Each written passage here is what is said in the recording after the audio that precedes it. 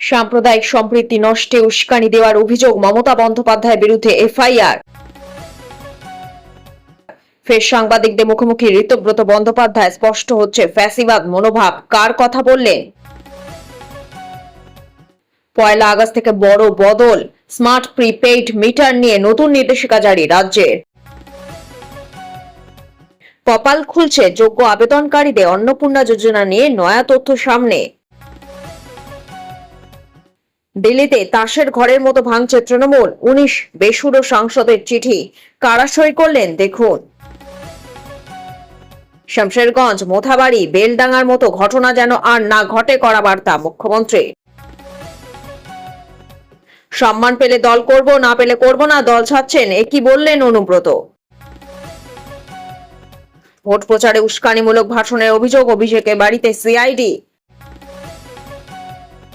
50 কিমি বেগে ঝড়, বর্ষার জোরদার ইনিংসের সতর্কতা, উত্তরবঙ্গে অতি ভারী বৃষ্টি, দক্ষিণবঙ্গেও প্রবল দুর্যোগ। হকার উচ্ছেদ নিয়ে এবার কড়া বার্তা মুখ্যমন্ত্রী, পুনর্বাসন দেয়া হবে, শুভেন্দু অধিকারী জানালেন। এবছর দুর্গাপুজোয় অনুদান পাবে ক্লাবগুলি, কারা পাবে কারা পাবে না স্পষ্ট বলে দিলেন মুখ্যমন্ত্রী। বিজনেস সামিট করতে গিয়ে 635 কোটি কেলেঙ্কারি, মমতা সরকারে তদন্তের হুঁশিয়ারি মুখ্যমন্ত্রী। কল্যাণ বন্দ্যোপাধ্যায় আমাকে মানুষ করেছেন, তাই কটু কথা বলার অধিকার রয়েছে, অ্যারোগেন্ট অভিষেকের ভুল বদল। মমতার আরো এক হারাধন মদনের কাছেও এলো সিআইডি নোটিশ। একটা কমিউনিটি যখন জোট বাঁধে না, মমতার 1 সেকেন্ড মন্তব্যে এবার পুলিশে অভিযোগ দায়ের। তৃণমূল এনসিপি মিলে তৈরি হবে অখণ্ড কংগ্রেস। বাংলাদেশে পুশিন বিরোধিতা নিয়ে কি বললেন শুভেন্দু অধিকারী। যতদিন মমতা বেঁচে আছেন, দেবের মুখ এক কথা বলছে আর হাত অন্য কাজ করছে। 200 কোটি প্রকল্প এবার বাংলায়, দায়িত্ব নিয়ে সাই কর্তাদের সঙ্গে বৈঠকে ক্রীড়ামন্ত্রী ইন্দ্রনীল খা। ওর জন্য লোকে চোর বলছে, বলেছিল কল্যাণ, 24 ঘন্টা পর মুখ খুললেন অভিষেক। ভারতীয় নাগরিকদের উপর লাগাতার আক্রমণ আমেরিকার, মার্কিন দূতকে তলব নয়াদিল্লির। কিসের দেশে ড্রোন পাঠিয়েছিলেন? 30 বছরের কারাদণ্ড দক্ষিণ কোরিয়ার প্রাক্তন প্রেসিডেন্টের। বিনিয়োগের অছিলায় 635 কোটি 9-6, এবার শুভেন্দু স্ক্যানারে মমতার বিশ্ববঙ্গ বাণিজ্য সম্মেলন। 1 মাসেই ডাবল ইঞ্জিনের স্বাদ পাচ্ছে বাংলা, বাজেটেও থাকবে চমক, কোন ইঙ্গিত দিলেন মুখ্যমন্ত্রী শুভেন্দু। বাংলায় টাটাকে আনবো, ঘোষণা মুখ্যমন্ত্রী শুভেন্দু, সিঙ্গুরেই ফের বিনিয়োগ। এতক্ষণ শুনছিলেন সংবাদ শিরোনাম, এবার আসছে বিস্তারিত খবরে। ভিডিওটি ভালো লাগলে লাইক করুন এবং আমাদের ইউটিউব চ্যানেলটি সাবস্ক্রাইব করুন। সাম্প্রদায়িক সম্প্রীতি নষ্টে উস্কানি দেওয়ার অভিযোগ, মমতা বন্দ্যোপাধ্যায়ের বিরুদ্ধে এফআইআর। রাজ্যের রাজনৈতিক পালাবদলের পর এমনিতেই রাজনৈতিকভাবে কোণঠাসা তিনি, ভাঙন শুরু হয়েছে তার দলেও। এবার তৃণমূল কংগ্রেসের সুপ্রিমো মমতা বন্দ্যোপাধ্যায়ের বিরুদ্ধে এফআইআর দায়ের হলো। হেয়ার স্ট্রিট থানায় তৃণমূল নেত্রীর বিরুদ্ধে এফআইআর দায়ের হয়েছে। ধর্ণা মঞ্চে উস্কানিমূলক ভাষণের অভিযোগে এফআইআর, একটি সম্প্রদায়কে নিয়ে উস্কানিমূলক ভাষণ, 3টি ধারায় মমতার বিরুদ্ধে এফআইআর দায়ের। সাম্প্রদায়িক সম্প্রীতি নষ্টে উস্কানি দেওয়ার অভিযোগ মমতার বিরুদ্ধে। মমতা বন্দ্যোপাধ্যায়ের বিরুদ্ধে এফআইআর দায়ের হওয়ায় তদন্ত শুরু হয়েছে। মমতা বন্দ্যোপাধ্যায়ের বিরুদ্ধে প্রথম অভিযোগ দায়ের হয় নেতাজি নগর থানায়, সেই মামলাটি পরে চলে আসে হেয়ার স্ট্রিট থানায়। ঘটনাটি মার্চ মাসের। ধর্ণা মঞ্চ থেকে যে বক্তব্য রেখেছিলেন তৎকালীন মুখ্যমন্ত্রী মমতা বন্দ্যোপাধ্যায়, তার প্রেক্ষিতে এই মামলা। অভিযোগকারী জানিয়েছেন, ধর্ণা মঞ্চ থেকে উস্কানিমূলক বক্তব্য রাখা হয়েছিল। অভিযোগ, 2 সম্প্রদায়ের মধ্যে গোলমাল বাঁধানোর চেষ্টা করা হয়েছিল। 9 মার্চ ধর্ণা মঞ্চে যে বক্তব্য রেখেছিলেন মমতা বন্দ্যোপাধ্যায়, তার প্রেক্ষিতেই এই এফআইআর। এই অভিযোগের পর হেয়ার স্ট্রিট থানায় পুলিশ এফআইআর দায়ের করেছে। তার মধ্যে 3টি ধারা রয়েছে, যার মধ্যে একটি জামিন অযোগ্য ধারা। পুলিশ জানিয়েছে, এই মামলার পরিপ্রেক্ষিতে ইতিমধ্যেই তদন্ত শুরু করা হয়েছে। বিজনেস সামিট করতে গিয়ে 635 কোটি কেলেঙ্কারি, মমতা সরকারের তদন্তে হুঁশিয়ারি মুখ্যমন্ত্রী। পূর্বতন রাজ্য সরকারের বিরুদ্ধে আবার এক বড় দুর্নীতি অভিযোগ আনলেন মুখ্যমন্ত্রী শুভেন্দু অধিকারী, দিলেন বড় হুঁশিয়ারিও। বেঙ্গল বিজনেস সামিট করতে গিয়ে নির্দিষ্ট এক ইভেন্ট ম্যানেজমেন্ট সংস্থাকে বিপুল অঙ্কের বেহিসেবি টাকা দেওয়ার অভিযোগ আনলেন তিনি। বলেন, আগের রাজ্য সরকার দিয়েছিল 635 কোটি টাকা, তদন্ত হবে গোটা বিষয়ে, ঘোষণা মুখ্যমন্ত্রী। কলকাতা ভিত্তিক একটি ইভেন্ট ম্যানেজমেন্ট সংস্থাকে ঘিরে বিপুল আর্থিক লেনদেনে অভিযোগ করলেন মুখ্যমন্ত্রী। অভিযোগ, প্রাক্তন মুখ্যমন্ত্রী মমতা বন্দ্যোপাধ্যায় ঘনিষ্ঠ বলে পরিচিত একটি বিজ্ঞাপন সংস্থা গত কয়েক বছরে প্রায় 635 কোটি টাকা পেয়েছেন। গোটা বিষয়টি নিয়ে উচ্চ পর্যায়ে তদন্তের হুঁশিয়ারি দিয়েছেন মুখ্যমন্ত্রী। অভিযোগ, মোট 20টি আর্থিক লেনদেনের মাধ্যমে প্রায় 635 কোটি টাকা স্থানান্তরিত হয়েছে। এই অর্থে উৎস, ব্যবহার এবং লেনদেনের প্রকৃতি নিয়ে বিস্তারিত তদন্ত হবে। মুখ্যমন্ত্রী বিষয়টিকে জনসাধারণের অর্থের অপব্যবহার বা আত্মসাৎ হিসেবেই দেখছেন। শুক্রবার প্রধানমন্ত্রী নরেন্দ্র মোদী সরকারের 12 বছর পূর্তি উপলক্ষে একটি অনুষ্ঠানে বক্তব্য রাখতে গিয়ে মুখ্যমন্ত্রী শুভেন্দু অধিকারী শিল্পায়ন নিয়ে বড় বার্তা দেন। তিনি দাবি করেন, নন্দীগ্রামের মতো পরিস্থিতি বা জোর করে জমি অধিগ্রহণ ছাড়াই রাজ্যে শিল্প গড়ে তোলা সম্ভব। তার কথায়, বর্তমানে বহু মানুষ স্বেচ্ছায় শিল্পের জন্য জমি দিতে এগিয়ে আসছেন। মুখ্যমন্ত্রী জানান, আগামী দিনে পশ্চিমবঙ্গকে কর্মসংস্থানমুখী ও শিল্প বান্ধব রাজ্যে পরিণত করার লক্ষ্য নিয়ে সরকার এগোচ্ছে। শিল্প স্থাপনের ক্ষেত্রে জমি আর কোনো বড় বাধা হবে না বলেও তিনি আশ্বাস দেন। ইতিমধ্যেই রাজ্যে একাধিক বড় শিল্প প্রকল্পের প্রস্তাব এসেছে বলে দাবি করেন তিনি। একই সঙ্গে তিনি বলেন, কেন্দ্রের রেল মন্ত্রকের উন্নয়নের উদ্যোগের সঙ্গেও বাংলা যুক্ত রয়েছে। রাজ্যে নতুন শিল্প পরিকাঠামো উন্নয়নের ক্ষেত্রে কেন্দ্র ও রাজ্যের সমন্বয় গুরুত্বপূর্ণ ভূমিকা নেবে বলেও ইঙ্গিত দেন। শিল্প বিনিয়োগ নিয়ে কড়া অবস্থান বার্তা দিয়ে মুখ্যমন্ত্রী জানান, ব্যাংক কেলেঙ্কারি, আর্থিক দুর্নীতি বা জমি কেলেঙ্কারির সঙ্গে যুক্ত কোনো ব্যক্তি বা সংস্থাকে বিনিয়োগের অনুমতি দেওয়া হবে না। এছাড়াও শিল্পের জন্য বরাদ্দ জমি কেউ দীর্ঘদিন ব্যবহার না করে ফেলে রেখেছেন কিনা তাও খতিয়ে দেখা হবে। ওর জন্য লোকে চোর চোর বলেছিলেন কল্যাণ। 24 ঘন্টা পর মুখ খুললেন অভিষেক। দলে অভ্যন্তরীণ বিদ্রোহ সামলাতে হিমশিম দশার মাঝে বৃহস্পতিবার তৃণমূলে প্রবীণ ও নবীন সাংসদদের মধ্যে কার্যত বেনজির সংঘাত পরিস্থিতি তৈরি হয়। বিধায়কদের সইজাল মামলায় তৃণমূলের সর্বভারতীয় সাধারণ সম্পাদক অভিষেক বন্দ্যোপাধ্যায় হয়ে সওয়াল করেন প্রবীণ সাংসদ কল্যাণ বন্দ্যোপাধ্যায়, কিন্তু বৃহস্পতিবার তিনি এই মামলা থেকে সরে দাঁড়ান। অভিষেকের বিরুদ্ধে রীতিমতো ক্ষোভ উগরে কল্যাণ জানিয়েছেন, মমতা বন্দ্যোপাধ্যায়কে জানাবেন, হয় দলে অভিষেক থাকবেন নয়তো তিনি। এ নিয়ে বৃহস্পতিবার রাজ্য রাজনীতি বিস্তর চর্চার পর শুক্রবার অবশেষে মুখ খুলেন অভিষেক বন্দ্যোপাধ্যায়। তবে বর্ষিয়ান সাংসদের প্রতি তিনি কোনো আক্রমণ করেননি, উল্টে শ্রদ্ধাই দেখালেন। বললেন, কল্যাণ বন্দ্যোপাধ্যায় অধিকার রয়েছে একটু কথা বলার, উনি আমাকে ছোট থেকে বড় করেছেন। কপাল খুলছে যোগ্য আবেদনকারীদের। অন্নপূর্ণা যোজনা নিয়ে নয়া তথ্য সামনে। বিরোধী থাকাকালীন দেয়া প্রতিশ্রুতি মতোই রাজ্যে লক্ষ্মীর ভান্ডারে বদলে এসেছে অন্নপূর্ণা যোজনা। ভাতাও হয়েছে দ্বিগুণ। মমতা বন্দ্যোপাধ্যায় তৃণমূল সরকার আমলে লক্ষ্মীর ভান্ডার প্রকল্পের আওতায় 1500 টাকা করে দেয়া হতো যোগ্য উপভোক্তাদের। বর্তমানে বিজেপি সরকার সেই ভাতা দ্বিগুণ করেছে। 1500 বদলে দেয়া হচ্ছে 3000 টাকা, সাথে আছে 12 পাতার ফর্ম। অন্নপূর্ণার মাধ্যমে মিলবে অন্যান্য প্রকল্পের সুবিধা। প্রথম দিকে অন্নপূর্ণা যোজনায় 12 পাতার দীর্ঘ ফর্ম নিয়ে বিতর্ক তৈরি হয়েছে। সাধারণ মানুষের অভিযোগ, দীর্ঘ ফর্ম পূরণ করতে রীতিমতো ঘাম ছুটেছে। তবে এত অভিযোগ বিতর্কের পরও 16 দিনে অন্নপূর্ণা যোজনা আবেদন করেছেন 89,94,213 জন। এদিকে অন্নপূর্ণা যোজনার লম্বা ফর্মের পেছনে রয়েছে অন্য কারণও। রিপোর্ট বলছে, অন্নপূর্ণা যোজনার ফর্মের মাধ্যমে আবেদনকারী ও তার পরিবারের তথ্য সংগ্রহ করছে সরকার। সেই কারণে এই প্রকল্পের জন্য পোর্টালের নামও রাখা হয়েছে family level data collection portal (FLDP) social registry.wb.gov.in। রাজ্যের নাগরিকদের স্বচ্ছ ডেটা ব্যাংক তৈরি করতে এই পদক্ষেপ বলে জানা যাচ্ছে। ভারতীয় নাবিকদের উপর লাগাতার আক্রমণ আমেরিকার। মার্কিন দূতকে তলব নয়াদিল্লি। 4 দিনে দুবার ভারতীয় নাগরিকদের জাহাজের উপর হামলা করেছে আমেরিকা। এবার গোটা ঘটনার জবাব চেয়ে মার্কিন দূতকে তলব করল বিদেশ মন্ত্রক। জানা গেছে, অতিরিক্ত সচিবের তরফ থেকে তলব করা হয় মার্কিন ভারপ্রাপ্ত আধিকারিক জেসন মিক্সকে। সাম্প্রতিক অতীতে হরমুজ প্রণালী এবং ওমান উপকূলে ভারতীয় নাবিকদের জাহাজ লক্ষ্য করে আছড়ে পড়েছে মার্কিন হামলা। গোটা বিষয়টি তীব্র নিন্দা করেছে ভারত। বুধবার ওমানে সিনাস বন্দরের কাছে একটি জলবীর নামক জাহাজে হামলা হয়। এটি গিনি বিসাউয়ের পতাকাবাহী বাণিজ্য তরীটি। মোট 20 জন ভারতীয় নাবিক ছিলেন। পরে তাদের সকলকে উদ্ধার করা হয়। এই হামলার কয়েক ঘন্টা পরেই দায় স্বীকার করে আমেরিকা। মার্কিন সেন্ট্রাল কমান্ডো তাদের এক্স হ্যান্ডেলে একটি বিবৃতিতে জানিয়েছেন, ইরানের তেল রপ্তানি ঠেকাতে জলপথে অবরোধ করছে, সেই অবরোধ লঙ্ঘনের শাস্তি ভুগতে হচ্ছে ভারতীয় নাগরিক বোঝাই জাহাজকে। ওমান উপসাগরে বাণিজ্য নগরীতে হামলায় 3 ভারতীয় নাবিকের মৃত্যু হয়েছে। শামশেরগঞ্জ, মোথাবাড়ি, বেলডাঙ্গার মতো ঘটনা যেন আর না ঘটে, কড়া বার্তা মুখ্যমন্ত্রী।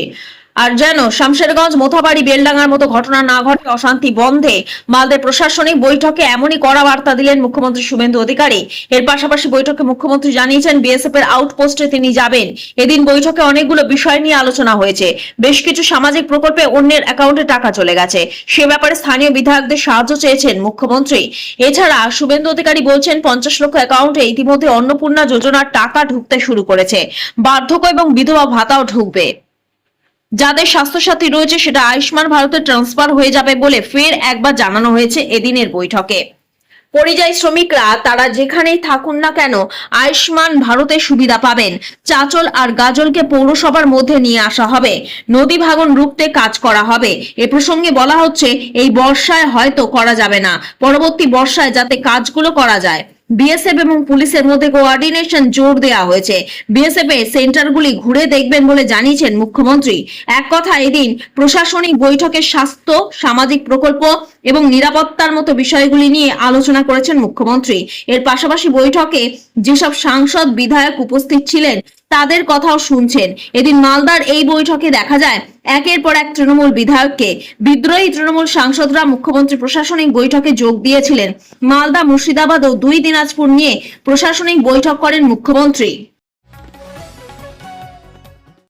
50 কিলোমিটার বেগে ঝড়, বর্ষার জোরদার ইনিংসের সতর্কতা। উত্তরবঙ্গে অতি ভারী বৃষ্টি, দক্ষিণবঙ্গে প্রবল দুর্যোগ। রাজ্যের সব জেলাতেই ঝড় বৃষ্টির সতর্কতা, বজ্রবিদ্যুৎ সহ ঝড় বৃষ্টি। উত্তরবঙ্গে বিক্ষিপ্তভাবে ভারী বৃষ্টি উপরের দিকে জেলাগুলিতে। আবহাওয়া দপ্তরের তরফে বলা হয়েছে দক্ষিণ পশ্চিম মৌসুমী বায়ু 12 জুন 2026 তারিখে আরো অগ্রসর হয়ে উত্তর পশ্চিম বঙ্গোপসাগরের সমগ্র অংশ, পশ্চিম মধ্য বঙ্গোপসাগর আরো কিছু অংশ, পশ্চিমবঙ্গের অধিকাংশ এলাকা, বিহারে আরো কিছু অংশ এবং ওড়িশা ও ঝাড়খণ্ডে কিছু অংশে পৌঁছেছে। দক্ষিণবঙ্গে গরম এবং অস্বস্তির সঙ্গে বজ্রবিদ্যুৎ সহ ঝড় বৃষ্টি চলবে। উত্তরবঙ্গ পেরিয়ে বিহারে কিছু অংশে ঢুকে পড়েছে মৌসুমী বায়ু। মালদা ছাড়া উত্তরবঙ্গের সব জেলাতেই বর্ষার বাতাস। রাজ্যে বর্ষার অনুকূল পরিস্থিতি। ভারতের মৌসুম ভবনের বিজ্ঞানীদের অনুমান আগামী 2 দিনের মধ্যেই বাংলা, বিহার, ওড়িশা ও ঝাড়খণ্ডে বাকি অংশেও পৌঁছে যেতে পারে দক্ষিণ পশ্চিম মৌসুমী বায়ু। সব জেলাতেই বজ্রবিদ্যুৎ সহ ঝড় বৃষ্টির পূর্বাভাস, কিন্তু জেলায় ঝড়ের গতিবেগ 50 থেকে 60 কিলোমিটার হতে পারে। বাকি সব জেলাতেই 30 থেকে 40 কিলোমিটার ঝড়ের সঙ্গে বজ্রবিদ্যুৎ সহ হালকা মাঝারি বৃষ্টির সম্ভাবনা। আজ ভারী বৃষ্টি বিক্ষিপ্তভাবে জলপাইগুড়ি, আলিপুরদুয়ার এবং কোচবিহারে। আগামীকাল শনিবার ভারী বৃষ্টির সম্ভাবনা দার্জিলিং, কালিম্পং, আলিপুরদুয়ার, কোচবিহার এবং জলপাইগুড়ি জেলাতে। রবিবার ভারী বৃষ্টি হতে পারে শুধুমাত্র জলপাইগুড়ি এবং আলিপুরদুয়ার জেলাতে। সোম ও মঙ্গলবার ভারী বৃষ্টির সম্ভাবনা জলপাইগুড়ি, আলিপুরদুয়ার এবং কোচবিহার এই 3 জেলাতে। বুধবার আবার ভারী বৃষ্টির সম্ভাবনা বাড়বে উত্তরবঙ্গে। দার্জিলিং, কালিম্পং, আলিপুরদুয়ার, কোচবিহার ও জলপাইগুড়ি ওপরের সব জেলাতে বিক্ষিপ্তভাবে ভারী বৃষ্টি, বজ্রবিদ্যুৎ সহ বৃষ্টি হলে সাময়িক স্বস্তি। বাতাসে জলীয় বাষ্প থাকায় আংশিক মেঘলা আকাশ হলেই গরম ও অস্বস্তি বাড়বে। মূলত মেঘলা আকাশের সম্ভাবনা বেশিরভাগ জেলাতে। বজ্রবিদ্যুৎ সহ হালকা থেকে মাঝারি বৃষ্টির সঙ্গে 30 থেকে 40 কিলোমিটার, কোথাও কোথাও 40 থেকে 50 কিলোমিটার গতিবেগে ঝড়ের সম্ভাবনা থাকবে বজ্রপাতের আশঙ্কা। আজ ঝড় বৃষ্টির সম্ভাবনা বেশি থাকবে পূর্ব পশ্চিম মেদিনীপুর, ঝাড়গ্রাম, বাঁকুড়া, পুরুলিয়া এবং পশ্চিম বর্ধমান জেলায়। এই জেলাগুলিতে 60 কিলোমিটার গতিবেগে ঝড় বৃষ্টি এবং কালবৈশাখীর সম্ভাবনা রয়েছে। কলকাতা সহ দক্ষিণবঙ্গের বাকি জেলাতেও ঝড় বৃষ্টির সম্ভাবনা।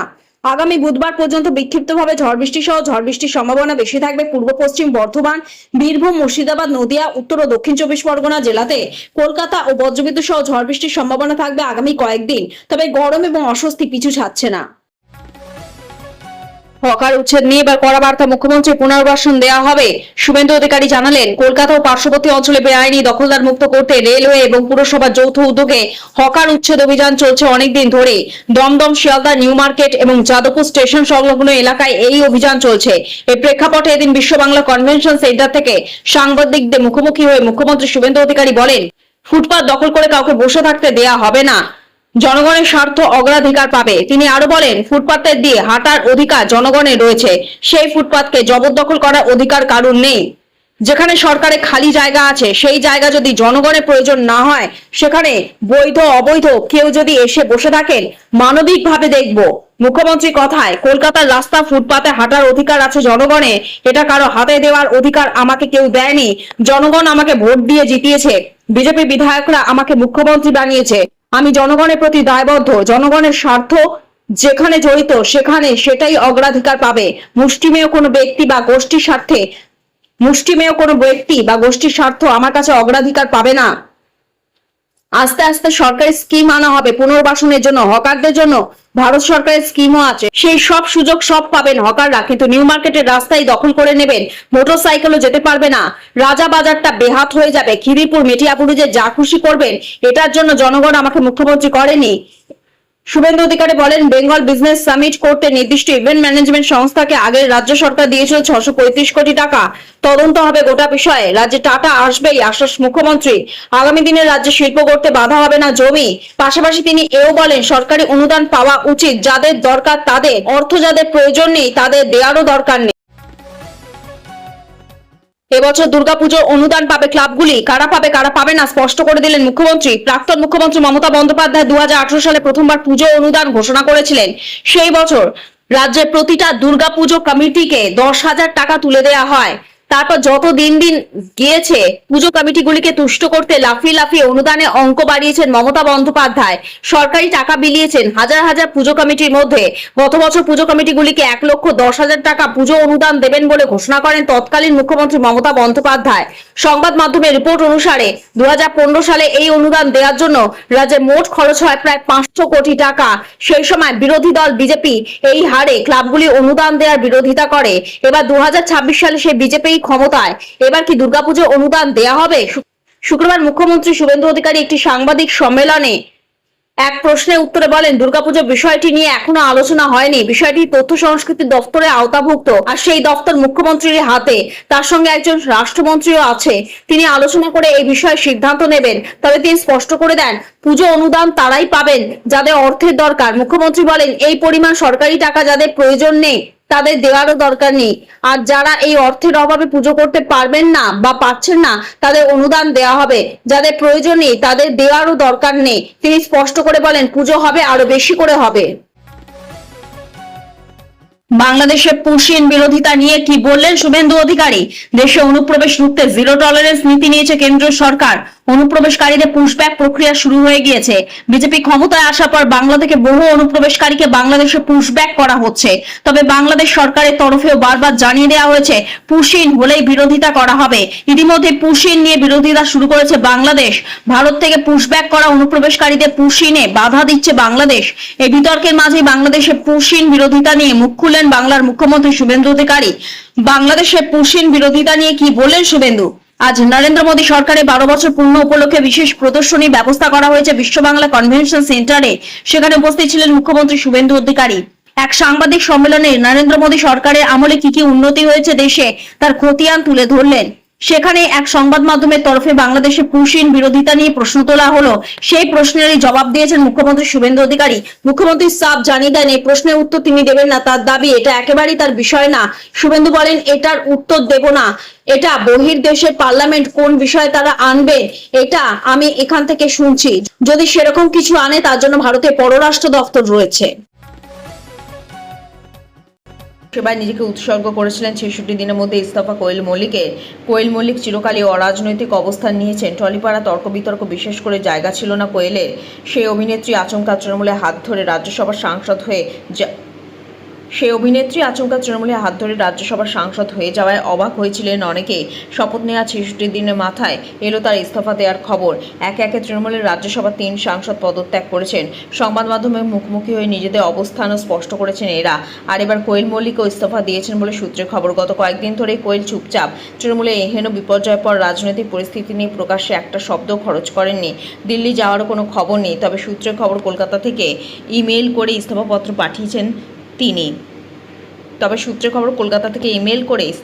পাঠিয়েছেন তিনি। তবে এই ব্যাপারে কোয়েল এখনো মুখ খোলেননি। অভিনেত্রীকে ফোন করা হলেও তিনি কোনো অভিনেত্রীকে ফোন করা হলেও তিনি ফোন ধরেননি। তার টিমকে প্রশ্ন করা হলে তারা জানায় তাদের কাছে এই সম্পর্কিত কোনো তথ্য নেই। কোয়েল মল্লিকের বাবা অভিনেতা রঞ্জিত মল্লিকের সঙ্গে কোনো যোগাযোগ করা যায়নি। রঞ্জিত মল্লিকের বাড়িতে ফোন করা হলে জানানো হয় এই ব্যাপারে যা বলার কোয়েল জানাবেন। গত 6 এপ্রিল দিল্লিতে রাজ্যসভার সাংসদ পদে শপথ নিয়েছিলেন কোয়েল। শপথ নেওয়ার পর সোশ্যাল মিডিয়া পুরো পরিবারের সঙ্গে ছবি পোস্ট করে তিনি লিখেছেন, বাংলা মানুষের জন্য কাজ করার সুযোগ পেয়েছি। সংবাদ মাধ্যমে বলেছিলাম দেশের মানুষের জন্য নিজেকে উৎসর্গ করতে চাই। ভোট প্রচারেও দেখা গিয়েছে তাকে, তবে পরাজয়ের পর আর কোনো কথা বলতে শোনা যায়নি তাকে।